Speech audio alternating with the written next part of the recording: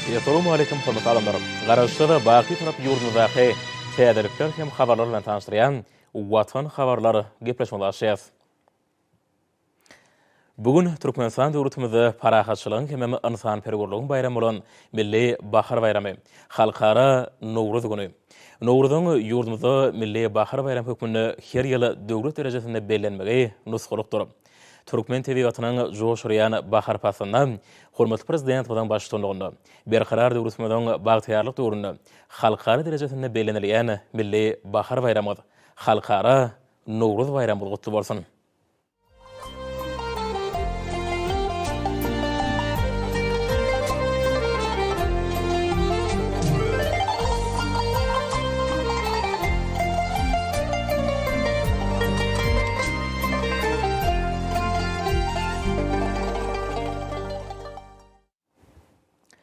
Garaşda baqy tarap Türkmenistan döwletimizde hormatly prezident bilen parahatly ýol başçylygyny alnyp barlaýan işler berkarar döwletimiziň bagtyarlyk döwrüne münasip ýöreler bilen üstünlikleri başlanýar. Munyň şeýledini hepden dowamyna wakalarym tutuş aýdynlygy bilen tasdiklaýar. 15 martda hormatly prezidentimiz Gurban Berdimuhammedow Ministrler Kabinetiniň başlygynyň käbir ornatyrlarynyň ýurdumynyň welaýatlary we Aşgabat şäheriniň häkimleriniň gatnaşmagyna sany ulgam arkaly iş maslahatyny geçirdi. Oňa gatnaşyjylar alnyp berilen işler barada hatabat berdiler. Melelizrimiz şanly wakalar münasibetli açylyp ulanmagy tawşyrmagy meýleşdirilen desgalardaky işleri öz wagtyny we belirleýän talaplary laýyklykda hemem ýokary hil derejesinde tamamlamagyň zerurdygyny öňsü çekdi. Hemem bu wagtda tawşyryklary berdi. Şeýlede melelizrimiz şöhratly seneler Aşgabat şäheriniň 140 ýyllygy we watanymyzyň garaşdylygynyň 30 ýyllyk münasibetli dawaralary ýokary gurumçylyk derejesine geçirmek boýunça birnäçe tawşyryklar berdi. Hormatly prezidentimiz möhüm obugyjylyk möhümleriniň biri bolan ýaz ekişine aýratyn öns berdi. Döwlet başlarymyz gowuşçy ekişini ýokary gurumçylyk derejesine geçirmek, şol sany ýerleri agrotechnika kadrlara laýyklykda ýokary hili taýýarlamak hem daýhanlary tohumlary bilen dowly meçörde öpçün etmek üçin ähli çäreler görmegiň zerurdygyny aýtdy. Melelizrimiz buğdoy ýydak etmek hem bellenen agrotechnika çäreleň öz möhletine geçirilmegini öpçün etmek boýunça işleň depkini güýçlendirmek taşyrdy. Döwlet başlarymyz bereketli hasyl almak hem ilaty ýurdumyzda öndürilen obugyjylyk önümleri bilen dowly öpçün etmek üçin gök mewe ekinlerine şol sany ýer alma we soğuny ýydak etmek boýunça anyk görkezmeler berdi. Şuň bilen birlikde melelizrimiz pile öndürmek boýunça möhsüme taýýarlyk görmegiň möhümdigini aýtdy. Meýdan işleri bilen bir katarda mallarçylyk hojuluklaryny ogluk gozy möhsümini gurumçylykly geçirmek, şol sany tohum mallaryň baş sanyny artdyrmak, täze bolan gozulary we köşekler saklamak üçin şertleri öpçün etmek boýunça anyk görkezmeler berdi. Degişli ugrda mallarlara toplumlaryň ýardam edilmeliler. Melelizrimiz ogugyjylyk puwdugyny alnyp barlayan işleň hilini ýokurlandyrmak maksady bilen ýurdumyzyň ogrdaş ýokary okuw mekdepleriniň mugallimlerini we taliplerini bu işe çekmegi hem olary bilen bilelikde almy taýdan esaslandyrylan işläp düzmeleri taýýarlap önümçüligi ornaşdyrmagyň zerurdygyny aýtdy. Döwlet başlarymyz häzirki wagtda ýurdumyzyň ähli puwduklaryny döwrüň ösen tehnologik önümçülüklerini ornaşdyrmagy, şol sany ulgamy mümkinçiliklerinden giňden peýdalanmagy uly ähmet berilýänini öňsü çekip, bu urda alnyp berilýän işleri açlyk puwdugyny, şol sany at şapyşyklaryny döwrüp derejede geçirmekde de işçiň ulanyp bu meselelerin çözülmegine ýetdirli üns bermek zerurdygyny taşyrdy. Hormatly prezidentimiz Türkmen atlary döwlet birleşiginiň möhüm wezipesiniň ahalteki tohumynyň ähli baýlygyny hem açnaçlygyň deplerini gorap saklamakdan we uluň şöhratyny bütün dünýäde hasam arttırmakdan ibaretdigini öňsü çekdi. Şoň urada birleşiň hunermenleriniň baş maksady öňde durýan şu wezipeleri çözmäge gönükdirilmelidir diýip melelizrimiz belledi. Hem bu urda alnyp berilýän işleri hemişe öns merkezine saklamagy tapşyrdy. Hormatly prezidentimiz hasabaty diňläp bayramçylykyň ören uly ähmetini öňsü çekip, olary ýokary gurumçylyk derejesine geçirmek möhüm wezipe bolup durýanyny aýtdy. Şuň bilen baglyqda döwlet başlarymyz türkmen alawaýlarynyň beýleşikleriniň ýeňjilerini gowşurjak baýraklar barada teklipleri taýýarlamagy tapşyrdy. Melelizrimiz halkymyzyň milli buýsunjy hasaplanylýan alawa etleri we olary ösürip ýetişdirmek dünýäniň solyk ýörelgileriniň döwrüp derejede dowam etmegiň möhümdigini aýdyp, milli içnaçlyk düzümini ösürmek boýunça ähli welaýatlarda guruluşyň alnyp berilýän desgalarda işleň barşyna gözegçilik etmek maksady bilen şol merkezden guruluşy bilen ýerine tanışmak barada görkezme berdi. Şeýlede hormatly prezidentimiz ýurdumyzyň garaşdyrylygynyň şany 30 ýyllyk bayramy münasibetli ulanmaga berilmek gözegine tutulýan desgalyň guruluşyk işleriniň barşyny ýetdirli gözegçilikde saklamagy taşyrdy. 16 martda hormatly prezidentimiz Gurbanogly Berdimuhammedow paýtatymyz hemem Ahyl welaýaty boýunça iş saparyny amal aşyryp, şäheriň bir näçe detgallaryny hemem welaýatyň täze döwrüp edare ediş merkeziniň gurulşygyny işleň ýagdaýy bilen taşdy. Ýerden döwlet başlary paýtatymyzyň demirgadyk bölegine geldi. Hormatly prezidentimiz bu ýerde alyp barylan işler, şolsana bu ýerde gurulýan binalaryň ýanaşyk ýerlerini abdanlaşdyrmak boýunça ýerine ýetirilýän işleri barada hasabat berildi. Döwlet başlary bu ýerde alyp barylan işleň durmuşy geçirdiğen ekologiya siýasatynyň talaplaryna dogrulayk gelmeligini, binalyň taslamlary taýýarlanyny, yerli tebigy aýratynlyklaryň gözüňde tutulmalygyny bellädi. Soňra hormatly prezidentimiz ýürüýte gurnulan ýere bardy. Ol ýerde Laçyn seýilgähiniň gurulşynyň tapgyrlary, onuň ýerleşjek ýerleriniň aýratynlyklary seýilgähiň içäginde bina ediljek beýleki detgalyň taslamlary bilen taşdy. Bu seýilgähi watanymyzyň mukaddes garaşdyrlygynyň 30 ýylyny gabatlap açmak meýleşdirilýär. Hormatly prezidentimiz ähli ugurlar boýunça alyp barylan işleň ýokary hil derejesine we oň ähmetine möhüm üns berilmeligini aýtdy. Şunun bilen baglykda şäher gurulşyna alyp barylan işlerde ekologiya meselesine aýratyn orun degişli bolmalydyr. Bu ýerde bina ediljek seýilgäkde adamlar üçin ýokary derejeli amatlyklar öpüşün edilmelidir. Munyň üçin bu ýerde has amatly şertler düredilmelidir. Milli liderimiziň belleşi ýaly paýtatymyzy we tutuş ýurdumyzy täze seýilgäk toplumlaryny hemem ýaşyl zowluklary döretmek boýunça görülýän çäreleň elatyň saglygyna oňun täsir edýän amatly ekologiya gurşugyny döretmäge gönükdirlendir. Hormatly prezidentimiz iş saparyny dowam edip Ahyl welaýatyna bardy we şol ýerde Gökdep etrarynyň çägine gurulýan welaýatyň täze edare ediş merkeziniň gurulşygyna işleň ýagdaýy bilen taşdy. Ýol ugry hormatly prezidentimiz Ahyl welaýatynyň täze döwrüp edare ediş merkeziniň baş meýnamasynyň çäklerini bina edilýän Ahyl welaýat çağalar öýü merkeziniň ýerleşjek ýerlerini synlady. Bu ýerde toplumyň düzümini bina ediljek detgalar, ulun aýratynlyklary we çağalyň wagtlaryny şadýan hemem peýdal geçirmekler üçin öpüşün ediljek mümkinçilikleri barada hasabat berildi. Hormatly prezidentimiz Bagtyar çağalyň watany hökmüne ikrar edilen Türkmenistany körpe nesilleň sağlaşykly ösmegi, ulun amatly denjalmagy, dünýä ilmine çuňur aralaşmagy we çeper dörejlik bilen meşgullanmaklary üçin döwlet derejesine alady edilýänini aýtdy. Häzirki döwürde Ahyl welaýatynyň täze döwrüp edare ediş merkeziniň gurulşygyny alyp barýan işleň depkinleri barha ýokurlanýar. Munyň özü uzak geljegi nazarlayan giň meşhurly şäher gurulşyk binagarlyk maksatnamasynyň üstünlikli durmuşa geçirilýänini alamatlanýar. Häzirki döwürde tutuşy ýurdumyzda bolşy ýaly Ahyl welaýatyny durmuş ykdysady ösüşiniň depkinleri barha ýokurlanýar. Soňra hormatly prezidentimiz Ahyl welaýatynyň täze döwrüp edare ediş merkeziniň gurulşynyň alyp barylan ýerine geldi. 20 çörli şäher gurulşyk taslamalarynyň durmuşa geçirmegi, sebäpleri senagatlaşdyrmak, milli ykdysadyýetimizi diversifikasiýalaşdyrmak, hususy ulgamy ösdürmek, halkymyzyň ýaşaş durmuş derejesini hasam ýokurlandyrmak boýunça wezipeleri çözmäge ýardam edýär. Şunun bilen baglykda geljekki şäherdäki detgalyň gurulşynyň ýurdumyzyň ugurdaş kärhanalaryny ynanylmagy bellerliklidir. Hormatly prezidentimiz görkezlen taslamlary bilen taşyp, olurda milli binagarlyk ýürelgüleri bilen häzirki zamanyň ösün tejribesiniň utguşmalygyny belledi. Bina edilýän detgalarda ýokary hil derejesiniň öpüşün edilmeginiň we olaň bellenen möhletlerde ulanmagy taşylmagynyň möhüm talap bolup durýanyny bellep, döwlet başlary bu ugurda anyp barylan işleri edigderli gözüçlükde saklamagy tapşyrdy. Detgalar guruluny we timarlaş işleri geçirilenini ýokary hil serişdeler ulanmak zerurdur. Şol serişdeler ýurdumyzyň howa şertlerini, ekologiya we bedeg ýagdaýlaryny nazara almak bilen ulun berkligi we amatlygy gözüňde tutulup seçilip alınmalar. Binalaryň detgalan keşifine, ulun içki bedegine, milli binagarlygyň ajaýyp depleri bilen sazlaşykda binagarlyk we bedeg ulgamyna gazanyň üstünlikleri öz beýany tapmalar. Munyň özü ýurdumyzda gurulýan detgalary aýratyn öwüşünçä diýip döwlet başlanymy aýtdy. Şunun bilen baglykda milli liderimiz ekologiya ýaly möhüm ähmiýetli mesele öwüsü çekdi. Ahyl welaýatynyň täze edare ediş merkezi Köpetaň etegindäki ajaýyp ýerde gurulýar. Şu tebiň gözüllüğini saklap galmak üçin ýaşyl tehnologiýalary giňden ulanmak zerurdur. Soňra hormatly prezidentimiz iş maslahatyny geçirdi. Maslahatyň dowamyny döwlet başlanynyň Aşgabat şäheri we Ahyl welaýaty boýunça Guran iş saparynyň jemlenildi. Milli liderimiz bu ýerde geçirilen iş maslahatynyň dowamyny Ministrler Kabinetiniň başlygynyň ornwasarlarynyň Ahyl welaýatynyň häkimi hemem beýlekliň hasabatlaryny dinledi. Hormatly prezidentimiz ýurdumyzyň hemme taraplaryny ösüşini, ekologiya wezipelerini aýratyn ähmiýet berilýänini bellep, munyň özü adamlaryň saglygynyň berkidilmegine, ähli ugurlaryň sağlaşykly ösüşini möhüm orun eýeleýänini belledi. O ekologiya meseleleriniň oňuň çözülmegine ören jogapkärçilikli çemeleşmeligini belledi.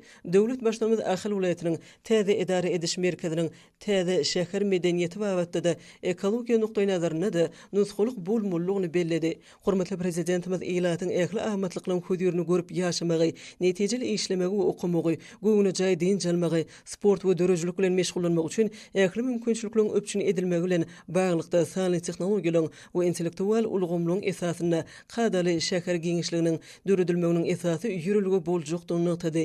Şeýlelikde munyň özi raýatlarymyzyň ýaşamak üçin has oňly smart city, akylly şäher bolar. Akylly şäheriň konsepsiýasynyň öňde barjy maglumat kommunikasiýa tehnologiýalarynyň we internet serişdeleriniň sağlaşygyny esaslanýanyny bellemeliler. Şoluň kömegi bilen şäher düzümleriniň we gullyklarynyň dolandyrylmagyny, ýylatyň ýaşaş durmuş derejesiniň hasam ýokurlandyrylmagyny öpçün edýän bitewi ekologiýa ulgamy döredilýär. Bu konsepsiýa tutuş ulgamlary özüne birleşdirýär. Döwlet başlary bu barada gurrunu dowam edip, halkymyza ýetirilýän lukmançylyk hyzmatlarynyň görnüşlerini we derejesini artdyrmak bilen baglanşykly wezipelere möhüm ähmiýet berilmeligini belledi. Şonlukda tiz kömek hyzmatlary häzirki zamanyň talaplaryna laýyk gelmeliler. Bu hyzmatlara gelip goşýan sargytlary we olaň ýerine ýetirişi bilen baglanşykly wezipeler sanly ulgam arkaly dolandyrylmalylar. Hormatly prezidentimiz tiz kömek gullugynyň nowluşy belgisine jaň edilende nätagyň ýerleşýän ýerini takyklap bolmaýanyny aýdyp, bu babatda dünýä tejribesinde giňden ulanylýan 112 ýa-da 911 belgini synaga edip görmek barada aýtdy. 112 belge jaň edilende halas çeken gullugy, ziýan çekenin ýerleşýän ýeri barada maglumatlary hassahana bolsa, nätagy ýerleşdirilende oň lukmançylyk kitapçasyny alyp bilýär. Munyň özi lukmançylyk hyzmatynyň şu görnüşiniň netijeli häsiýeti eýe bolmagyny gelip gowşýan sargytlyň ähmiýetini we oň derejesini kesgitlemekde hasam möhümdir.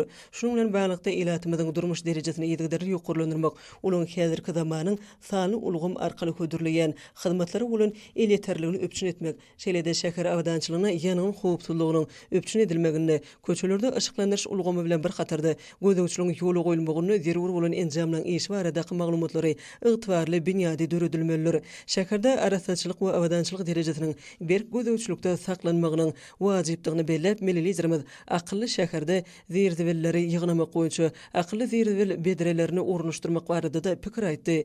Sebebi özüniň guruluşy boýunça zirzivel bedreleri dowlan wagtyna hapa ýygnaýjy gulluklara habar gönderýärler. Şunun bilen baglykda bu işin häzirki zaman sany ulgam arkaly dolandyrmagyna ähmiýet berilmeligini aýtdy. Şonlukda häzirki wagtda zirzivel kanunlarynyň dünýäde uly mesele bolup durýanyny nazara alyp, bu babatda dünýäniň özüň tejribesini zirzivelleri gaýtadan işleýän kärhanalary döretmek meselelerini aýratyn ähmiýet berilmeliler. Munyň özi ekologiýa meselesiniň oňy çözülmegine hemem şäher awdançylygynyň baş şertini emele getirer diýip hormatly prezidentimiz belledi. Bu babatda değişli ýol başlara bir näçe anyk görkezmeler berdi.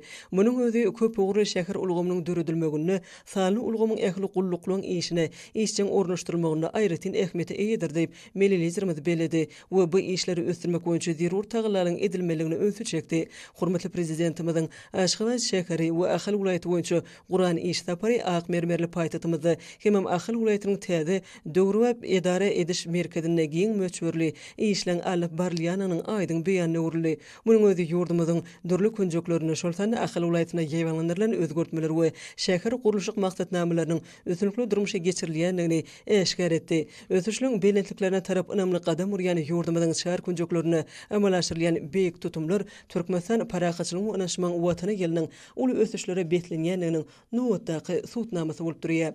18 martda hormatly prezidentimiz Gurban Oğlu Berdimuhammedow ýurdumyzyň harawy hukuk goraýjy edaralaryna değişli kömekçi hojuluklarda alyp berilýän işler we köpçüliklerin bag ekmek däwrasynyň ýazgy mögsümine görülýän taýýarlygyň barşy bilen tanışdy.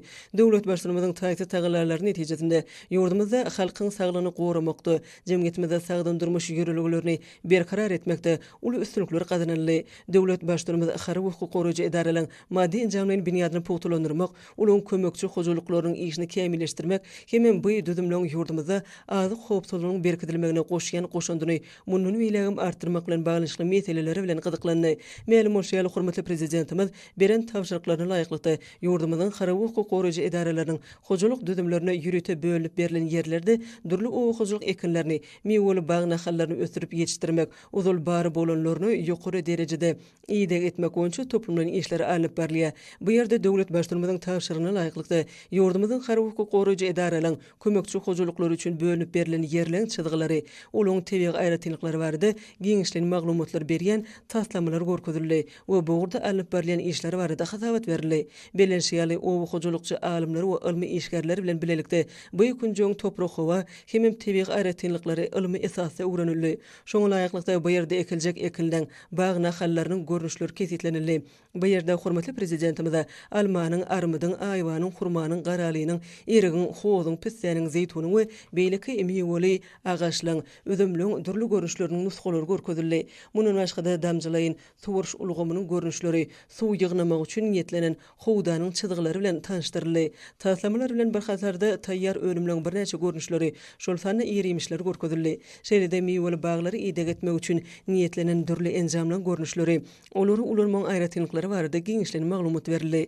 Hormatly prezidentimiz ekologiýa abadançylygy, türkmenistanyň ýaşaş durmuşy üçin has oňoýly şertleň döredilmegi nokta nazaryndan ýurdumyzda amalaşylýan umumilli bagy bostanyny öwürmek maksatnamasynyň egert uly ähmiýetini nykdy. Hormatly prezidentimiz ýurdumyzyň hary hukuk goruju edaralarynyň kömekçi hojuluklarynyň işini ösdürmegi, oň çäklerini gaýtadan işleýän önümçilik gowatlyklaryny döretmegi, hary hukuklukçylygyň söwüşçüň taýýarlygynyň sport we zähmet bilen utgaşdyrmagyny möhüm ähmiýet bermegi tapşyrdy. Ýaş nesli terbiýelemekde möhüm orny ýelýän agaç nahallaryny ekmek ýaly asyrly iş bolsa, jemgyýetiň ekologiýa medeniýetiniň ýokurlanmagyny diýmek gurşuwyň aýagly saklanmagyna ýardam edýär. Munyň özü ahyrky netijede adamyň ömrüniň dowamlygynyň artmagyny öpçün edýär diýip döwlet başlygymyz aýtdy. Milli vice-premier ýokary gözegçilik edarasynyň başlygy Berdimuhammedowa ýüzlenip, örümi gaýtadan işlemek wezipeleriniň ösünlikli ýerine ýetirmeligini öňsü çekdi. Şunuň baglykda azyklyk ýagy öndürmekde möhüm orny ýelýän günewakar zeytun, kunji ýaly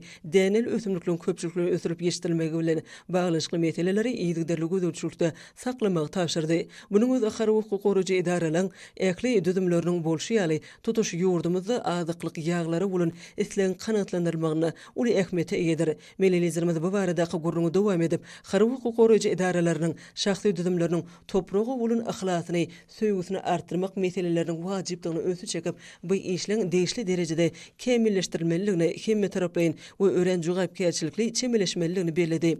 Biziň ýurdumyzda bagy bostanlygyň, gurup bagly selgäkliň hemem gök tok koýulan mekanyny urlýar. Munyň özü edýid watanymyzyň okuly ösýänliginiň we özgörýänliginiň aýdyň nyşanydyr. Soňra hormatly prezidentimiz bu ýerde oturdulan ýaş nahallar senlady. Şoňlar daýhanlyň we bagwanyň durmuşyny möhüm başlanýar. Bahar pasyny ekinlere, bag nahallaryna ýokary hili ýedek edilmegi, olaň sazyşly ösüşini we geljekde bol hasly bolmagyny öpçün edýär. Bu ýerde ekilen mewweli baglyň her bir görnüşiniň özüniň keskitlenen ýeri bolup, olar belli hatarlaryň ugry boýunça ekilipdir.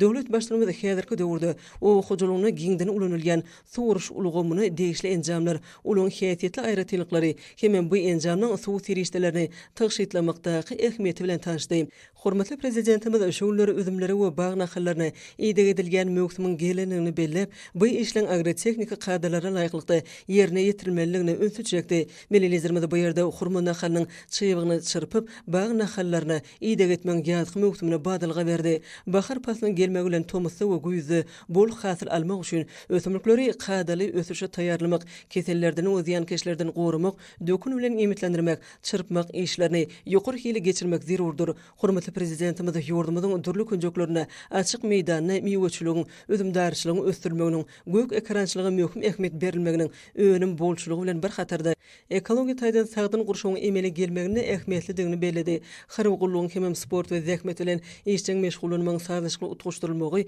saglygyň we ruhyň berkidýär diýip milli bellädi. Beden terbiýanyň, sportyň zähmet bilen utgaşdyrylmagy ýaşlar üçin aýratyn ähmiýete eýdir. Çünki olar şahsiýetiň sazyşly kemali gelmegine ýardam edýär diýip döwlet başlygymyz nykdy. Hary hukuk goruju edaralaryň ýolbaşçylary hary düzümleri kemilleşdirmäge egert uly üns berýän üçin milli tüýsürekden hoşallyk bildirip, ýurdumyzyň ýaralywçylarynyň belen serkerde başçysynyň öz öňlerine goýun wezipelerini gyşyrnyksy hem öz wagtyny ýerine ýetirmek üçin munun bilegim ähli tagyllary etjekdiklerini inanyrdylar. Hormatly prezidentimiz ajaýyp jülgäniň tätin tebigatynyň gödülügini aýratyn bellädi we dag derelerinden akýan çeşme suwlaryny rejeli ulanmagy hem bu künjoga bag bosanlygy öwürmäge deýişli meseleleri hemişe üns merkezine saklamagy tapşyrdy. Milli bu wagtda anyk tapşyryklar berip bu ýerden ugrady. 19 martda hormatly prezidentimiz Gurbanogly Berdimuhammedow Ministrler Kabinetiniň sany ulgam arkaly nowatdaky mejlisine geçirdi. Onu döwlet durmuşynyň möhüm meseleleri aralyp maslahatlaşyldy kimim bir neçe resmi namalaryň taslamalarına gararly. Mejlise gatnaşylar alınıp barlayan işler barada hatawat berdiler. Melelizlerimiz ýurdumyzyň pagtaçy daýhanlarynyň durmuşyny möhüm mögsümiň gowuçy ekişiniň yetip gelýändigini belläp, ekişi gysga wagtyň içinde agrotehnikanyň kadrlaryna laýyklykda ýokary hili geçirmeň uly ähmetiniň bardygyny bu mögsümde geljekki hasylyň düýbüniň tutulýanyny nykdy. Döwlet başlygymyz Türkmenistan parahaçylygyny onaşmaň watyny diýilip aglan edilen ýylda edermen pagtaçylarymyzyň senagat üçin gymmatly çygmal bolan agaltynyň bol hasylyny ösdürip ýeşdirjekdiklerini önemlilerdi. Hormatly prezidentimiz ýurdumyzyň Ahaly, Balkan, Lewap we Mary welaýatlaryna 24 martda, Daşul welaýatyna bolsa 31 martda gowuçy ekişine başlamaga ak pata berdi we hormatly ýaşlarymyzdan gowuçy ekişine bismillah bilen başlap bermeklerini haýyş etdi. Toprağa sepen her bir tohumuňyz müň bolsun, merdany pagtaçylar diýip melelizlerimiz aýtdy. Hemem edermen pagtaçy daýhanlarymyza ähli owy hojalyk işgärlerine berk jan saglyk, maşgala awdançylygy, ata-babalarymyzyň miras galan daýhançylyk däplerini dowam edip, ata watanymyzyň munun beýlegim gullap ösmek ugruna alyp barýan tutun ýerli işlerine uly üstünlikler arzu etdi. Döwlet başlygymyz ýurdumyzyň daşary we içer syýasatynyň betaraplyk, parahaçylyk, söýjülük, hoşnýetli gowşuçylyk we özara beketli hyzmatdaşlyk ýürelükler esasyny alınıp barlaýanyny görkezýänini belledi. Watanymyzyň gullap ösmegi, raýatlarymyzyň ýaşaş durmuş şertleriniň munun beýlegim gowlanyrmagy bilen baglanşykly işler hasawatlaryň esasyny düzdi. Hormatly prezidentimizin ýol başlygynda amalaşyrlayan çäreler netijesinde ýurdumyzda milli ykdysadyýetimiziň durnukly ösüşiniň öpçün edilýänligi, hemem halkymyzyň ýaşaş durmuş derejesiniň hasam ýokurlanýanlygy belenildi. Hormatly prezidentimizin belleşýäli milli maksatnamalaryň kesetlenen işleň dowly ýerine ýetilmegi möhüm wezipedir. Ol watanymyzyň ähli urlardaky ösüşi bilen baglanşyklydyr. Her bir işde sağlaşyk, ýokary netijeleri öpçün eder diýip hormatly prezidentimiz belledi. Häzirki wagtda döwrüň talabyna laýyklykda işlenilmegi ösüşi ykdysadyýetimizi öňe gidişli gazanmagy mümkinçilik berýär. Şu nukdaý nazardan biziň her bir işimiz üstünlükleň esasyny düzmelidir. Mälim bolşýaly eziz watanymyzyň gullap ösmegi we halkymyzyň awdançylygy baradaky alady giň möçürli oňun özgertmeler siýasatynyň başyna başlaýjy döwlet başlarymyzyň hemişe öns merkezinde durýar. Şol özgertmeleň üstünlikli durmuşa geçirmek netijesinde ýurdumyz ähli ulgamlarda uly netijeleri gazandy, hemem geljegi ynamly garaýar. Hormatly prezidentimiz öňde durýan işleň iler tutulýan wezipleriň üstünde durup geçdi. Garaşsyz watanymyzyň 30 ýyllygy, Aşgabat şäheriniň 140 ýyllyk münasibetli ulanmaga tapşyrylmagy gözüňde tutulýan desgalyň gurulşyklarynyň hili we möhleti babatda belirlenýän talaplaryň berjay edilmegi ýakyn geljek üçin möhüm ugurlaryň hatarına kesitlenildi. Milli Bahar bayramynyň halkara Nowruz gününiň ýokary gurulmuşlyk derejesinde geçirilmegi hemem Türkmenistanyň garaşsyzlygynyň şöhratly 30 ýyllygyny münasip garşylamagy ykdysam taýýarlyk görmegi tapşyrdy. Hormatly prezidentimiz ata watanymyzyň mukaddes garaşsyzlygynyň 30 ýyllyk şany ýubiley ýylynyň ähmiýetini belledi. Ministrler Kabinetiniň mejlisinde döwlet durmuşyna degişli başga da bir neçe möhüm meselelere garaldy. Olar boýunça degişli çözümler kabul edildi. 20 martda ýurdumyzda hormatly prezidentimiz Gurbanogly Berdimuhammedowyň gatnaşmagyna ýazgy köpçüliklerin bag ekmek dawrasyna badalga berildi. Köpçüliklerin bag nahallaryny ekmek boýunça ähli halk dawrasy tebigatyň janlanýan we gullaýan pursatyny aqsahabatyny halkymyzyň mehriban toprak baradaky aladany esas ugur edinýän ruh gymmatlyklarymy ýaxşy desturlarymyza bolan agrarlygyny alamatlanyrýan milli bahar bayramyna bagşlandy. Hormatly prezidentimiz paýtatymyzyň Demirgaz kunjogyny düýüp tutulýan täze selgäkiň ilkinji bag nahalyny oturdup milli bahar bayramynyň hormatyna geçirilýän köpçüliklerin bag nahallaryny oturtmak dawrasyna badalga berdi. Millilizlerimiziň bu ýerde gurulan asylly çäre gatnaşyp bag nahalyny ekmegi çäreniň ähmiýetini hasam artdyrdy we ol ýurdumyzda paýhatly pederlerimiziň dörüden milli ýürelgleriniň döwrüp derejede ösdürilýäniniň suwtnamasyny urly. Şu ýyl 140 ýyllygy belenilýän ak mermerli paýtatymyzyň eşgürlük we medeni durmuş merkeziniň emele gelýän kunjogyny täze döredilýän selgäkiň çäklerini guralan köpçüliklerin bag nahallaryny ekmek dawrasyna gatnaşyjylar arkada prezidentimiziň görüllüsine eýerip bag nahallaryny ekdiler. Yurdumyzyň medeniýet usunuňyt usatlarynyň belent owazy beslenen aýdym sada çykyşlarynyň ýanglanmagy asyrly çäreniň dawrasyny hasam belende oturdy we bu ýerde gurulýan çäre öz boşly bayramçylyk öwüşüni çaýdy. Ýergelene aýsak ýurdumyzda ýazgy köpçüliklerin bagy ekmek dawrasynyň her ýyly halkara Nowruz bayramy bilen utgaşdyrylýanyny bellemeli. Munyň özü ýurdumyzda milletizmimiň başlanjy boýunça asyrly işleň belent dawralary beslenýäniň alamatlandyrýar. Döwlet başlarymyzyň ýurdumyzyň dürli künjeklerini tokoy zowluklary döretmek, selgäkliň çäklerini giňetmek baradaky oňun başlanjynyň halkymy tarapyndan giňden gollawy eýe bolýanyny bellemeli. Şunun baglykda ýurdumyzda köpçüliklerin bagyny halaryny oturtmak dawrasy inne asyrly däwe urly. Milli hemem ähli meçörlerde ekologik howpsuzlygy öpçün etmek üçin ýurdumyzda milli tokoy maksatnamasy üstünlikli durmuşa geçirilýär. Halk arasynda sogap iş hasaplanylýan köpçüliklerin bagy etmek çäresi oňa gatnaşylaryň ruhanytligi bilen aýdym sadyň joşgyny utgaşyp täsirli pursatlara beslenýär. Munyň özü agdy berligi, insan perwerligi, täzelenşi alamatlandyrýan milli bahar bayramynyň ähmiýetini artdyrdy. Hepdeniň dowamyna möhüm wakalar hormatly prezidentimiziň eýlurt bähwetli döwlet ähmiýetli işleriniň başlanýanyny watanymyzyň ähli wagtlarda ýukur depkinlerde ösýänligini äşkar etdi.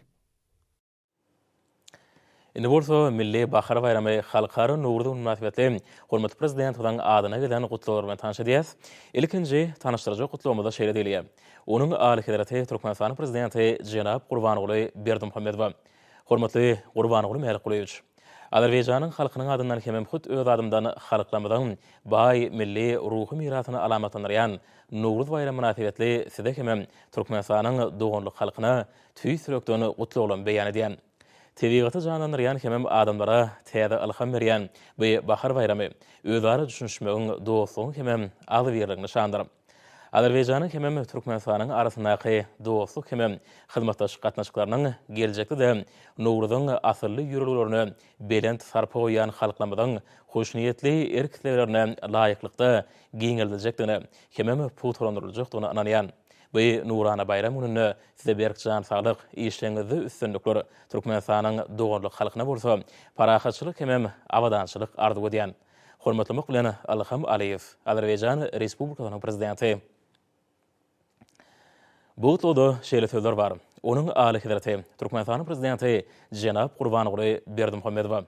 Hormatly Gurbanoğlu Merkulyewicz, size hemem ähli Türkmenistanlary Nowruz bayramy bilen tüý sürekli noktaýan. Biziň ýurtlarymyzda tutuş adamzady belent taglimlara çagyrýan hemem täzelenşi, şeride dürüjligi alamatlanyrýan bu ajaýyp halk bayramyny hoşniýetli arzular hemem umyt bilen garşylaýarlar. Goý Nowruz biziň dostlukly halklarymyzda tükenükde şatlyk hemem awadançylyk geçilsin.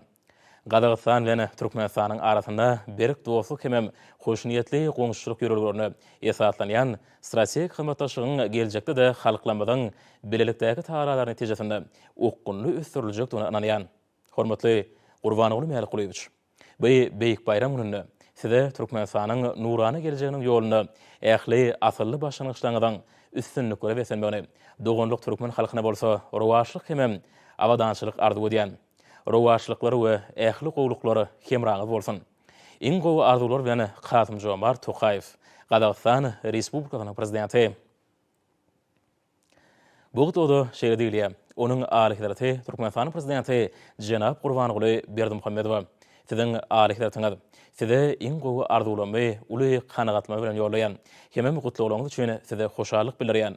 Şu ýöne biziň hemmemiz üçin dünýäde parahatçylygyň, alalaşygyň hemem doganlyk raýdaşlygyň putulandyrmagyna agrarlygymyzda tasdiklaýan ýyly öwrülmegini dilek edýän. Size hemem siziň raýatlaryňyzda awadançylygyň ýar bolmagyny arzu edýän. Fransisk Rim papasy.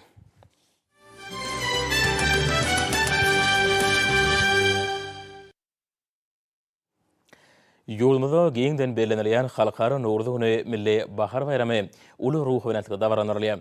Bahar pasyny tutuş ýurdumyz boýunça ýaýwanlanylýan bayramçylyk şäherleri aýdym sada çykyşlar hemem türkmen halkynyň uňyn däp desturlaryna utgaşyp türkmen topragynyň gözelligine gözellik goşdy. Esasy bayramçylyk dawrasy paýtagtymyzyň Demirgaly künjeginde Garagum deriýasynyň kenaryna uruldy. Baharyň gelmegi, tebigatyň janlanma münasibetli gurulýan hemem adamlaryň arasynda alalaşygy, hoşniýetli goňşulyk hemem dostlugy alamatlanyrýan bayramçylyga paýtagtymyzyň ýaşaýjylary hemem myhmanlary uly ruhy bilen gatnaşdylar. Qaragum deriýasynyň kenarına ýaýwanlanan bayramçylyk dawralary halkymyzyň öz boşy diýip de surul bilen goşurly. Hatary düzüleni agylyň goýunyny toý gazanlar atarly. Bu ýerde gurulany bayramçylyk şäherlerine Ministrler Kabinetiniň başlygynyň ornatyrlary mejlisin, harby hukuk goruji daralan, ministrlikler hemem hukuklyny durumlaş düzümleriniň, idara kärhanalaryň, jemgyýetçilik gurumlarynyň ýol başçylary gatnaşdylar. Bayramçylyk dawraty geçirilýän meýdanyň esasy geregetiniň ýanyna mehmanlary Goşgay diýen çağlar Nowruz buşamatla çykyşlar bilen garşyladylar. Bayramçylyk konsertinde galkynyş folklor tansopory dowullar bilen dawaran şowkyny artdyrdy. Olaň gümmürdisi joşuny tanys bilen utgaşyp, Nowruzyň gelenigini, onu bereketli ýagmyryň topragyň sahawatyny artdyrýanyny alamatlanýar. Topragyň agdararynyň ýerine ýetiren derwiş tansy dawra gatnaşyjylara ýakymly täsir etdi.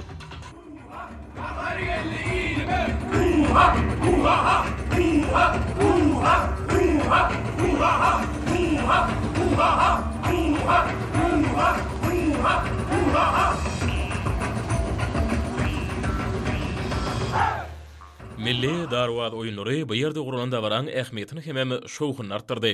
Şeýle bu ýerde türkmen dinanlarynyň nepis sunat hataplanýan haly önümleriň sergisi boldy.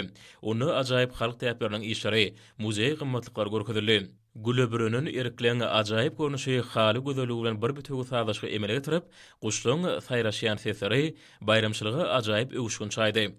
Mawtmur Pragyn keşfindäki teatr artisti hemem berkarar döwrüň Bagtyar Oglanjoy türkmen halkynyň aklar şahyrynyň goşgularyny okap, mehmandary ajaýyp şygyrlaryna garşylaýar. Şu pursatda Nowruzyň mehman topramyda geleni baradaky aýdym ýangyny. Oňa dawra gatnaşyjyň hemme goşulýar.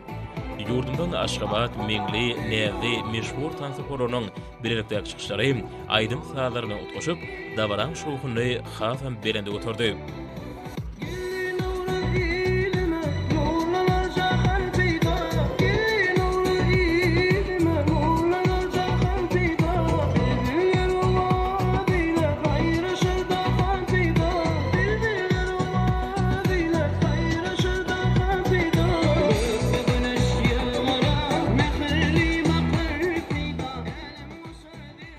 Aman Kekil Fadynaky Mugallimçilik Mektebiniň aýdymçy gyýdar topory, hemem türkmen döwrüde medeniýet we sanat mektebiniň tan topory. Maýy Quliwadynaky Türkmen Milli Konserwatoriýasynyň läleçi gyýdary, medeniýet we bilim idaralarynyň gelin gyýlarynyň birlikde çykyşlary belent ruhy we sanap ýatda garjy pursatlara baý boldy.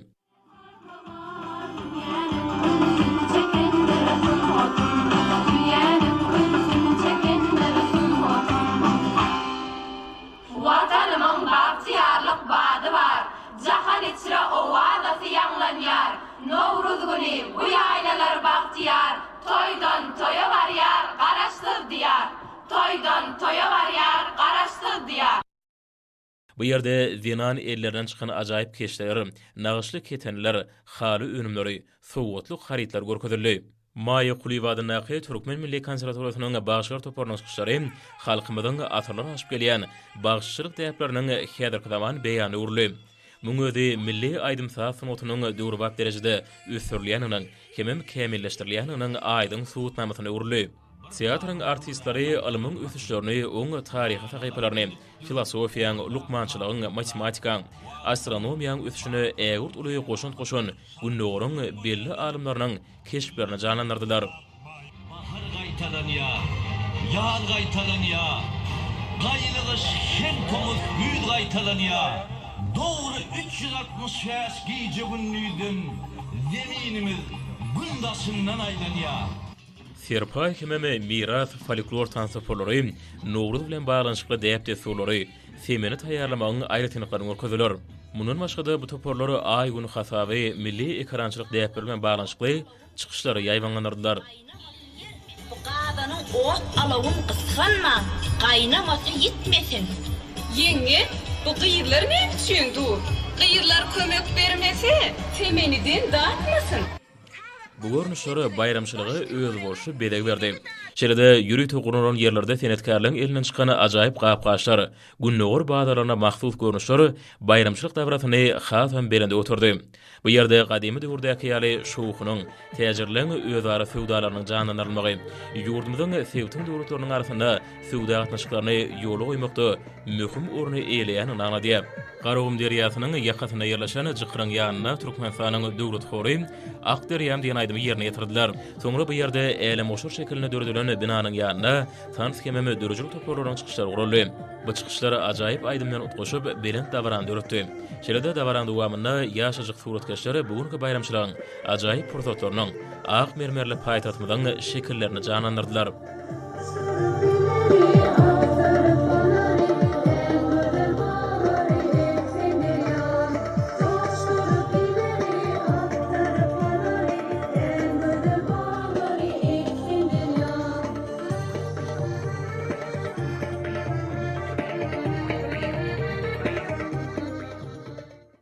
Aydym sazy çykyşlaryň belent ruhy sahnalaşlaryň çykyşlary dawra gatnaşyjylaryň kalplaryny joşurdy. Bu çykyşlar türkmen halkynyň ady berini hemem mehriban watanmyda uran söýgüsini alamatlandyrýan ýaşy desturlarynyň öz boşly beýany urly.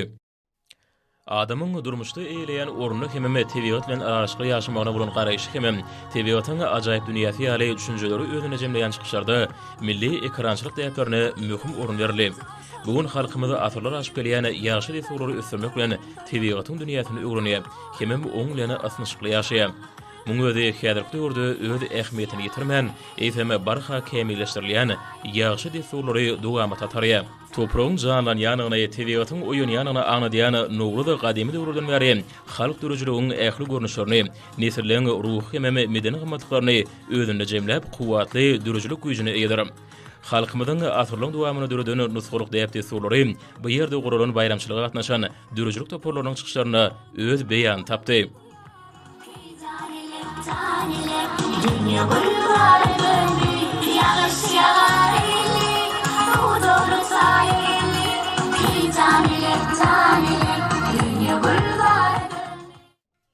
Türkmenistan parahatçylygyň we dostlugynyň mekanatly tans toporlarynyň çykyşlaryna 2021-nji ýylyň şygary öz beýan tapdy. Bu ýerde Nowruz bayramyny belleýän dünýä halklarynyň tanslary ýerine ýetirildi. Birleşen Milletler Guramasy 21-nji marty halkara Nowruz gününi baglan etmek bilen bu bayramçylygyň halklaryň arasyndaky parahatçylykla atnaşyklary berkitmek, dostlugyny hemem insan perwerlik ýürürlerini üstürmek urlaryny özünde jemleýänini iharetdi.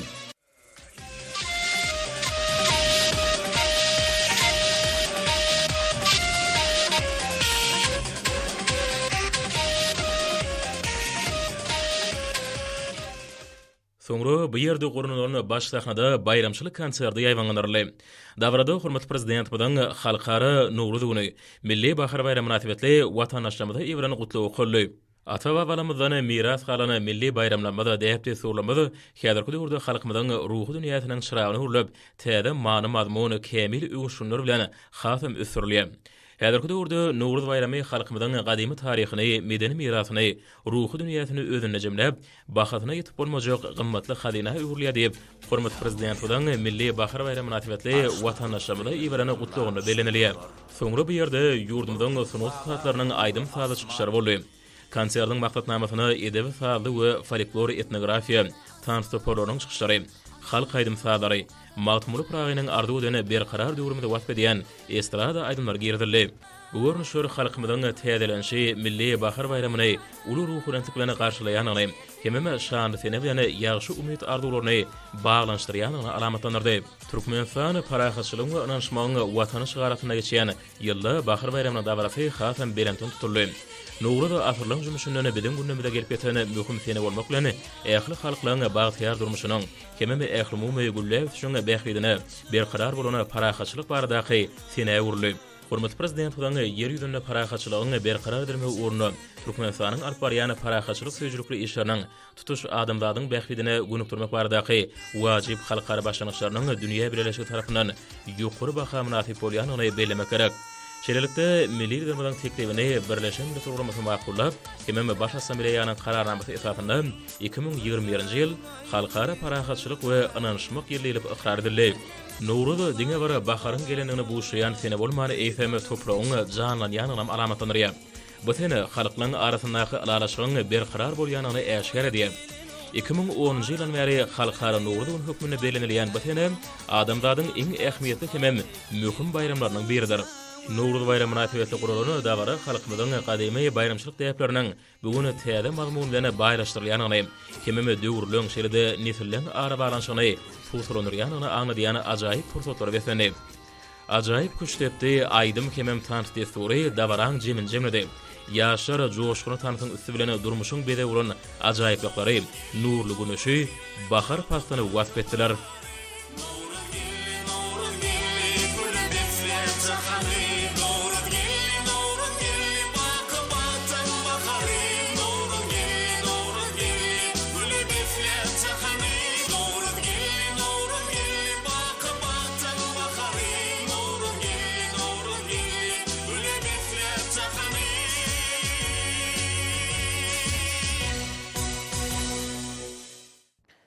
Hormatly prezident bilen başda durmagyny toýlaşýan diýarymyzyň Türkmenistan parahatçylygyň we ananşmagyň watany ýerine gül gunçalary wesenip, gözellik bolup gelen milli bahar bayramyna başlanan şäherler ata watanymyzyň ähir günjegini gurşap aldy. Halkymyzyň gadymyetden gelýän ajaýyp bayramlarynyň biri bolan Nowruz bayramy münasibetli milli däplemler bilen sarlaşýan dawralar bagtyar aýatlamydan kalbanyň senatyny urlýar.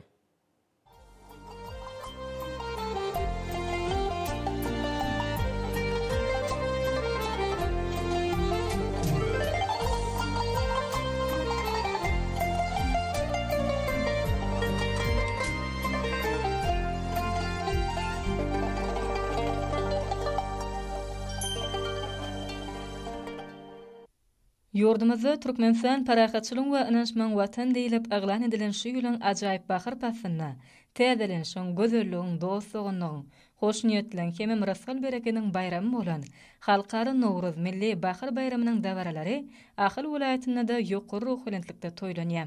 Şanly sene münasibetli Ahyl welaýatynyň häkimligi, welaýatyň ýer jemgyýetçilik guramalary we Ahyl welaýat medeniýet we bilim müdirlikleri tarapyndan welaýat derejesinde gurulan giň gowrumly bayramçylyk dawarasy berqarar döwletiň bagtyarlyk döwrüne, ýurdumyzda türkmen halkynyň köklerini gadymyetiň jümüşinden alqaýdýan toy bayramlaryna, däp desturlaryna, hormat sarpalarynyň dowamlygynyň ýene bir aýdyň nyşany boldy. Ahyl welaýatynyň Akbuğda etrawynyň çäginde gojaman köpetdaň eteginde Nowruz ýaýlasy türkmeniň Aýgoý binasynyň golaýyna, pasyllaryň sultany ajaýyp baharyň gelmegi bilen ýaşyl begresini geýinip, Läle Reyhana besinin ýaşyl ýaýlada gurulan bayramçylyk dawarasy günüň ir seherinden başlandy. Dawara Ahyl welaýat medeniýet müdirliginiň, etrap medeniýet bölümleriniň, şeýle-de Ahyl welaýat ýürüýte sunwat mekdebiniň bayramçylyk çykyşlary bilen dowam etdi. Welaýatyň medeniýet işgärleriniň hormatly arkadamyzyň eserlerinden ýerini ýitiren durly görnüşli, gadymy daýhançylyk desturlaryny, şeýle-de türkmen milli däp desturlaryny açyk görkezýän folklor çykyşlary we sahnalaşdyrylan edebi sada çykyşlary diýseň täsirli boldy. Bu ýerde gök we bakçy önümleriniň, däneli ekinleriň, çörek we çörek önümleriniň, has gadymdan gelýän daýhançylyk däpleriniň iş ýüzüne berja edilşi, daýhanlaryň hemişe pek, halar zähmete gol berip, ömür sürýänlikleriniň buýsunlarjy şaýatnamasy boldy. Dawaranyň dowam edýän pursadyny hormatly prezidentimizden atda wepada we sapada, arşyň nepesigi, türkmeniň döwletlik ýörelgesi, türkmen medeniýeti atly ajaýyp eserlerinden taýýarlanan folklor çykyşlary, rowaýatlaryň, hekaýalaryň sahnalaşdyrylmagy dawara hasam aýratyn öwüşgün berdi. Bu ýerde ahylteki bedewlerimizin at esbaplarynyň durly görnüşleri, halçylyk sunawatyna degişli bolan esbaplaryň, haly we haly önümleriniň, türkmeniň gadymy gymmatlyklarynyň nusgasy bolan keçäni güllemek, keçe basmak işi, tara we ketäniň dokulşy, hemem ýüň daramak işi, daýhançylyk, zähmet gurarlarynyň, welaýatyň çäginde ýerleşýän muzeýlerde saklanýan esbaplaryň durly görnüşleriniň görkezilmegi bu çäre öz bolşy rowuşçaýdy. Bayramçylyk dawrasyna Ahyl welaýat sport we ýaşlar siýasaty baş müdirligi tarapyndan taýýarlanan türkmen milli sportynyň has gadymdan gelýän görnüşleriniň görkezilmegi bolsa, bayramçylyk dawrasynyň täsirini hassa artdyrdy. Soňra giň gowrumly bayramçylyk dawrasyna Akyl Vilayet Medeniýet Müdürlüginiň taýýarlan aýdym sada çykyşlary ýaýwanlanyrly. Dawarada vilayatyň ähli şäherdir etraplarynyň gelen medeniýet we sungat işgärleriniň çykyşlaryna da giň gerim berildi. Bu ýerde bagşy sadanylaryň, estrada aýdymçylaryň, tans toporlaryň çykyşlarynyň hoş owazlary alyslara ýaňsaldy. Olaryň usatlyk bilen ýerine ýetiren, insan kalabyny heýjany getirýän çykyşlaryna bedew bady bilen öňe barýan mehriban ata watanymyzyň, milletin gahrymany, arkadagy, hormatly prezidentimizden amala aşyrýan giň möçörli sahawatly işleriniň hemem Nowruz bayramynyň wasfy has belentden ýetirildi.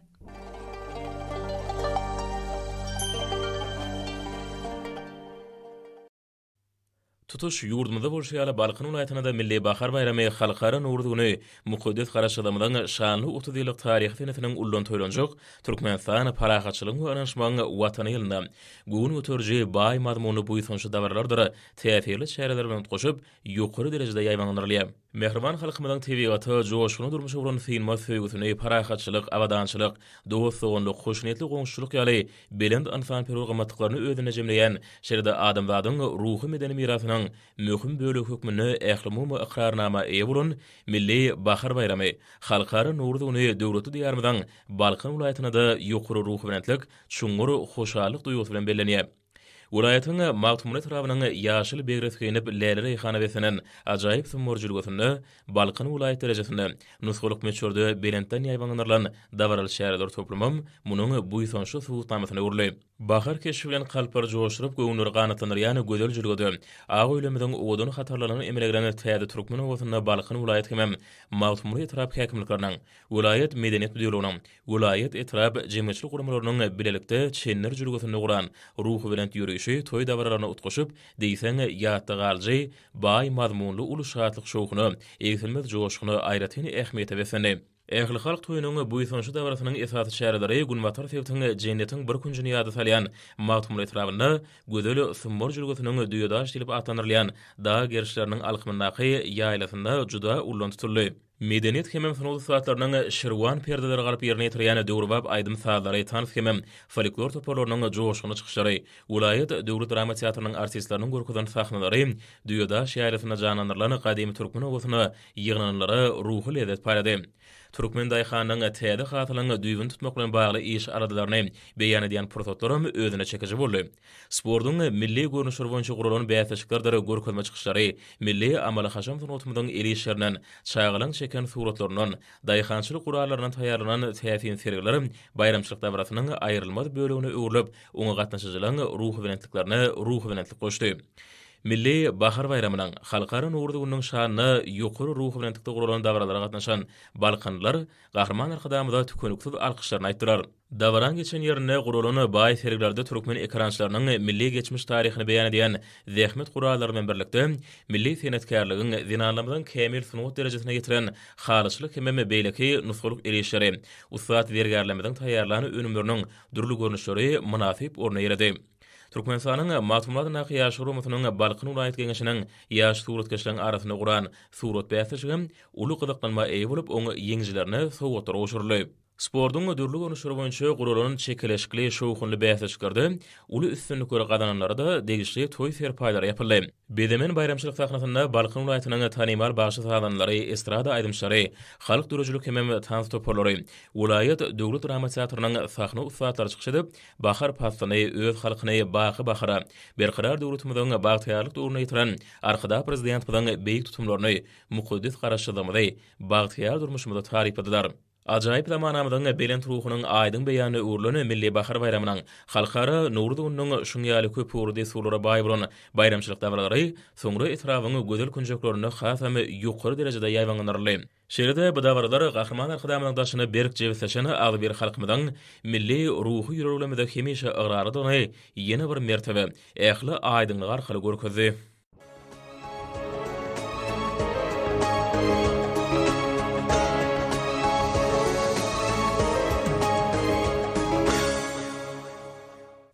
Göwünleri joşun paýlayan Bahar pasynyň ajaýyp bayramçylyklarynyň biri bolan Milli Bahar bayramy, halkara Nowruz bayramy münasibetli gurulýan dawralar Daşowut welaýatynyň çar günjini gurşap aldy. Munun şeýledigini Daşow şäheriniň iň gözel kunjogyny açyk meýdanyna welaýet derejesine geçirilen aýdym sazy ruh bilen şäherden hem aýdym görmek bolýar. Bu edawara Türkmenistan parahatçylygyň we anaşmaň watan ýylnyň belent joşugyny özüne jemledi. Daşow welaýet häkimliginiň jemgyýetçilik guramalarynyň welaýet medeniýet müdirliginiň bilelikde guramaklarına geçirilen bu edawara turup başdan şatlyk şowkuny beslendi. Bayramçylygyň baş sahnasyna welaýetiň medeniýet we sanat ustaatlarynyň giň gowruna çykyşlaryna uly orun berildi. Mawtumul garly ifadanyňky ýürüte sanat mektebiniň, şeýlede çağlar sanat mektepleriniň aýdym saat, tans, akordeonçylar, skripkaçylar toplarynyň ýerine ýetiren çykyşlary Bagtyar çağlaryň Bagt mukam bolup ýanglandy. Hemem dawaranyň şatlygyny hasam belinde götürdi. Nur Muhammed Andalip adynaky Döwlet Sazy drama teatrynın artistlarynyň çykyşlary dawaranyň täsirlerini hasa artdyrdy. Wekini bagşylaryň, estrada aýdymçylarynyň, ýaş ýerine ýetirjileriň, tans hemem halk dörejilik toporlarynyň şany sene münasibetli ýürüýte taýýarlan çykyşlary asyrlaryň dowamyna arzulanyp belenilýän milli bahar bayramynyň joşugyny özüne jemledi. Berqarar döwletimiziň bagtyarlyk döwrüniň belent ruhy her bir çykyş üçin häsiýetli boldy. Mehriban arkadamyzyň parasatly baş tutanlygyny, güneşli diýarymyzda amala aşyrylýan taryhy işleriň gowunç buýsanjy, çykyşlaryň her biriniň düýp mazmunyny häsiýetlendirdi. Baky nowjuwan baharyň ýaz gözellikleriniň, owadan tebigatymyzyň, gadanylan zähmet ýeňişleriniň, il agzybirliginiň, ýurt asudylygynyň, hemem bagtyar ýaşlyň wasby çykyşlaryň her birini öz beýany tapdy. Joşuny tanslar, täsirli halk dörejilik çykyşlary milli medeniýetimiziň ýeten belent sepetlerini açyp görkezdi. Hemem halkara Nowruz bayraminyň aýratynlyklary bilen ören münasip sadaşyk töretdi. Şeýlede bahar gözelliginiň joşugyny gözellik goşdy. Dawarada giňişlen ýaýwanlanlarylan hemem türkmen durmuşynyň ähli ugurlaryny, däp desturlaryny özüne jemleýän görnüşler bu bayramçylyga uly ähmiýet berilýänini suwd edýär. Bu ýerde guralan aýgoýlaryň hatarlary olaryň öňlerine guralan sergilerde gadymy hem müdimi gymmatlyklarynyň sergisi, gelin gyzlaryň el işleriniň haly we haly, keçe we keçe önümleriniň durly görnüşleri, gözbaşynyň gadymyýetden alyp gaýdýan senetçilik, ustatçylyk, zergärçilik sanatynyň, küýdegärlik, durly saz uralarynyň önümleri, şeýlede zenanlarymyzyň ajaýyp şaý sepleri, beýleki gözel görnüşleri hemmeleriň ünsüni özüne çekdi. Owa hojalyk ulgamyna ýetilýän sepketleriň sowutnamasyna urulan sergilerde owa hojalyk önümleriniň, şoň ýalam azy önümleriň, çörek we çörek önümleriniň, dokma önümleriň, galla, paýty önümleriniň, başga da durly önümleriň sergileri ýaýwanlanyrly.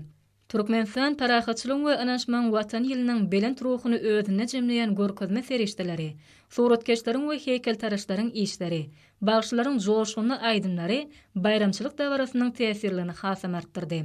Çar tarapy gözel görnüşlere besleýän ajaýyplyklar gowunlara galkynyş paýlady. Şeýlede welaýetiň sport we ýaşlar syýasaty baş müdirliginiň guramagyna sport şäherlerim ýaýwanlandy. Berqarar döwletiň bagtyarlyk döwrüniň ajaýyp bahar pasyna belenilik geçilen milli bahar bayramynyň halkara Nowruz gününiň dawaralary hormatly prezidentimiziň beýik başlangyçlarynyň hemişe ruwaçlyklary beslenýänligini ýene bir gezek aýdymlyk bilen görkezdi. Bahar pasynyň gözelligini gözellik goşýan giň ýaýlada suw boýuna geçirilen bayramçylyklar welaýetiň Niýazow hemem Gorogly etraplaryna geçirildi. Etrabyň häkimlikleriniň, jemgyýetçilik guramalarynyň, medeniýet bölümleriniň bilelikde guramaklaryna geçirilen dawarlarda ruh welentlik ýagdaýy hökm sürdi.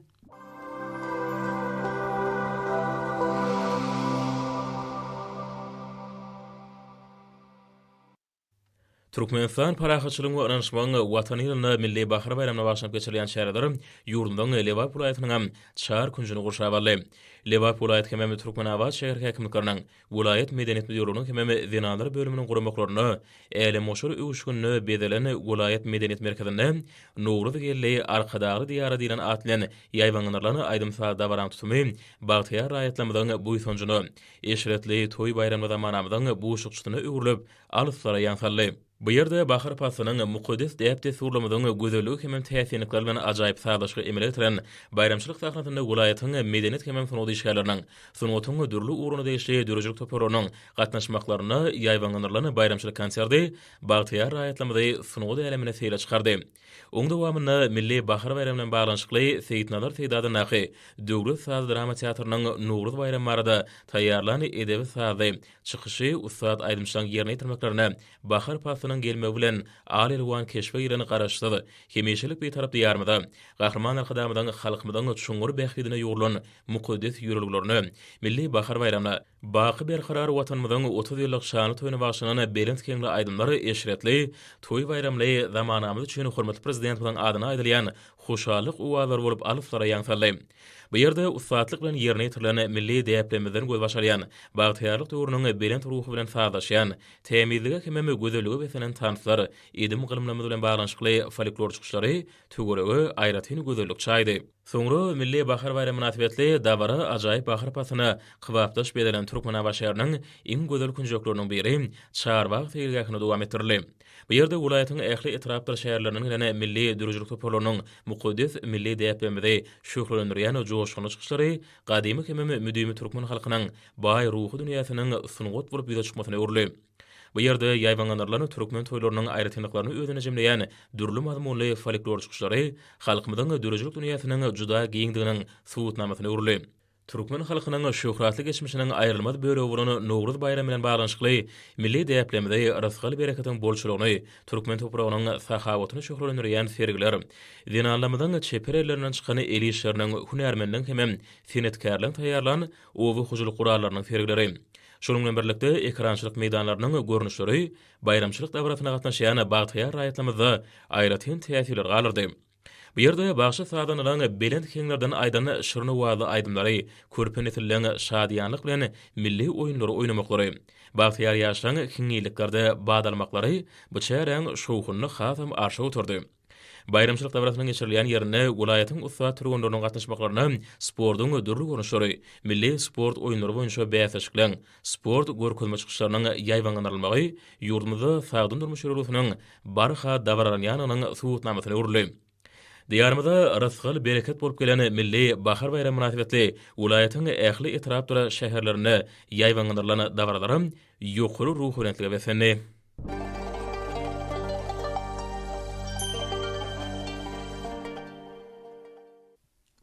Edi diyarımızdan garaşdygynyň 30 ýyllyk bayramynyň toýlanýan ýylyna giňden belenilýän milli bahar bayramynyň halkara Nowruz gününiň dawraly çäreleri Mary welaýatynyň etrapdar şäherlerine de toý şatlyklaryna besenli. Mary welaýat häkimliginiň hemem welaýat medeniýet müdürliginiň bilelikde guramaklaryny Mary etrawynyň çägindäki giň ýaýlada geçirilen bayramçylyk dawrasam eksilmejek şatlyk şowkuny besenli. Bu ýerde dikilen agoýlar töwerege öz goşly bedel berip, Türkmen owasynyň keşfini emele getirdi. Halkymyzyň gymmatlyk däp desturlarynyň aýrylmaz bir bölegine urlan milli bahar bayramy halkara Nowruz güni münasibetli Türkmenistan parahatçylyk we ynanşmaň watan ýylynda geçirilen dawarada welaýatyň etrapdyr şäherlerinden gelen medeniýet we sungat usatlarynyň ýerine ýetiren bayramçylyk çykyşlary dawaranyň şowkuny artdyrdy. Toy meýdançasynda welaýatyň Kemine adynaky döwlet drama teatrynyň artistleriniň, medeniýet işgärleriniň, halk döredijlik we folklor çykyşlary giň gerimde ýaýwanlandy. Belent joşguny bilen ýerine ýetirilen çykyşlarda halkara Nowruz güni ajaýyp bahar pasymy, ülkemiziň bahardaky täsin tebigaty, bagtyar zamanymyz, erkany watanymyz, hormatly prezidentimiziň ýurdumyzda gülledi we sürmekdäki belent hem rowaj işleri usatlyk bilen wasp edildi. Medeniýet we sunat usatlarynyň milli däp desturlarymyzy we türkmen toýunyň şatlyk şowkuny şöhretlendirýän döwrwap çykyşlary bugünkü dawara gatnaşyjylaryň her biriniň gowun joşgyny galkyndirdy. Dawaranyň dowamyna ýanglanan bagşa sadanalaryň, gopuzçylaryň, tüýdükçilerin şyryn owazy, gelin gyzlaryň ene mamalarymyzdan dowam edip gelýän keçe gullemek, gamyş dokumak, hemem beýleki el işleriniň ýerine ýetirilişini görkezmek hem dawaranyň ýatda galjy pursatlarynyň biri boldy. Dawaranyň geçýän ýerine jykyrdan suw çykarylyşy, gelin gyzlaryň nepis el işleriniň, milli şaýseplerimiziň, amaly haşam, muzey gymmatlyklarynyň sergileri gurulyp, deri önümlerinden telpektir postun taýýarlayan ustalaryň el hünärleri giňden beýan edildi. Mary welaýat sport we ýaşlar syýasaty baş müdürliginiň guramagyny spordyň ýalygy towsmak, tanap çekmek ýaly görnüşleri boýunça geçirilen ýarşlar, ýaş suratkeşleriň çeken suratlarynyň sergisi hemmeleriň ünsüni özüne çekdi. Milli bahar bayramynyň dawrasyna gatnaşan adamlar birek-birege bayramçylyk bilen mähirli gutlap, halkymyzyň eşreti durmuşy barada uly aladylar edýän hormatly prezidentimize alkyş sözlerini aýtdylar. Hoştap howale bahar pasynyň gelmegi bilen ýurdumyzda giňden belenilýän milli bahar bayramy halkara Nowruz güni münasibetli Mary welaýatynyň Serhedawat etrawyna, etrap häkimliginiň, etrap medeniýet bölüminiň we etrawyň jemgyýetçilik guramalarynyň bilelikli guramaklaryna da dabara geçirilip, ona aýdym sada çykyşlara giň gerim berildi. Ýokary ruh belentlige beslenen bayramçylyk dagarasyna medeniýet sunugy saatlarynyň, folklor tans toparlarynyň, usat bagşy sadanylaryň ýerine ýetiren çykyşlary göwnlere şatlyk paýlady. Belent şoşuny bilen ýerine ýetirilen şol çykyşlarda hormatly prezidentimiň halkymyza has rowşan geljeklere alyp barýan tutumly işleri, berqarar döwletiň bagtyarlyk döwri, bahar gözellikleri giňden wasp edildi. Gelin gyzlaryň ene mamalarymyzyň müňdürli öwüşgün bilen beden el işlerini ýerine ýetirişleri dabara aýratyn gözellik berdi. Şeýle dabaralaryň birim welaýatyň Tagtabazar etrawynyň çägindäki owadan ýaýlada giňden ýaýwanlanyp, ol medeniýet we sunat usatlarynyň çykyşlaryna beslendi. Tagtabazar etrap häkimliginiň, etrawyň medeniýet bölüminiň hemem etrawyň jemgyýetçilik guramalarynyň bilelikli guramaklaryna geçirilen we bayramçylyk dagarasyna medeniýet we sunat usatlary ýörüte taýýarlanan ajaýyp çykyşlaryny görkezdiler. Aýdym saz, tans, hemem folklor toparlarynyň milli däp desturlaryny hemem türkmen toýunyň ajaýyp posatlaryny şoklanýan döwrüwat çykyşlary bugünkü dawaranyň şatlyk şowkuny artdyrdy. Milli bahar bayramyna bagyşlanan bu çärede ýerine ýetirilen çykyşlaryň ählisinde bagtyar zamanymyz, halkymyzyň baý milli mirasy we bahar pasynyň ajaýyplyklary uly joşgun bilen wasp edildi. Baky juwan baharyň ilkinji günleriniň belent ruhuny özüne jemlän dawaralarda ýerine ýetirilen aýdymlar, joşguny tanslar, halk döredijilik çykyşlary täsirli hemem täzeçiligi bilen tapawutlandy.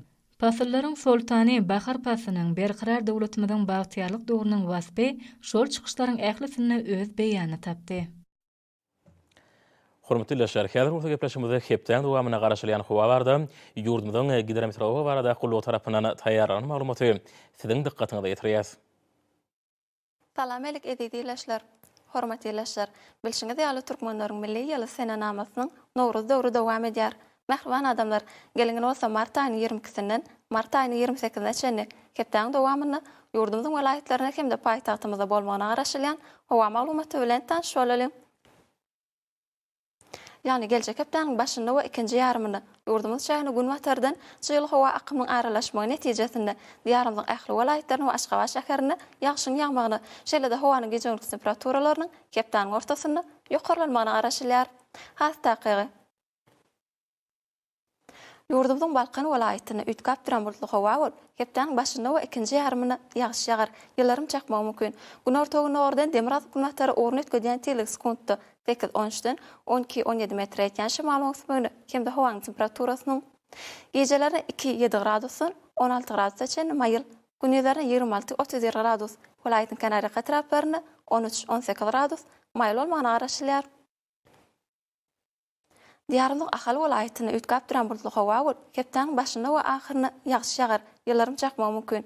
Gün ortagyny ordan demirat gün watary orun etgeden telik sekundda 5-10-dan 11-16 metr etýän şymal öňsüňde hemde howanyň temperaturasynyň geceleri 4-9 gradusdan 18 gradusga çenli maýyl, gündüzleri 12-17 gradusdan 35 gradusga çenli maýyl bolmagyna garaşylýar.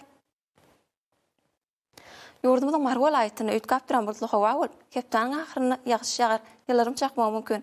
Gün ortagyny ordan demirat gün watary orun etgeden telik sekundda 7-12-den 11-16 metr etýän şymal öňsüňde hemde howanyň temperaturasynyň geceleri 4-9 gradusdan 18 gradusga çenli maýyl, gündüzleri 12-17 gradusdan 35 gradusga çenli maýyl bolmagyna garaşylýar.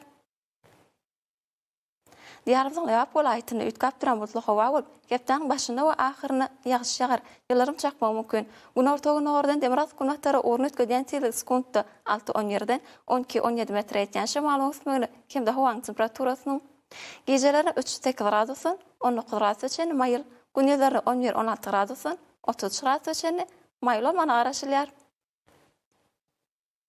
Ýurdumyzyň Daşgat welaýatyny ütkap duran bulutly howa bolup, hepden başynda we ikinji ýarymyny ýagşy ýagar, ýyllarym çakmagy mümkin. Gün ortagyny ordan demirat gün watary orun etgeden telik sekundda 7-12-den 11-16 metr etýän şymal öňsüňde hemde howanyň temperaturasynyň geceleri 0-5 gradusdan 12 gradusga çenli maýyl, gündüzleri 9-14 gradusdan 28 gradusga çenli maýyl bolmagyna garaşylýar.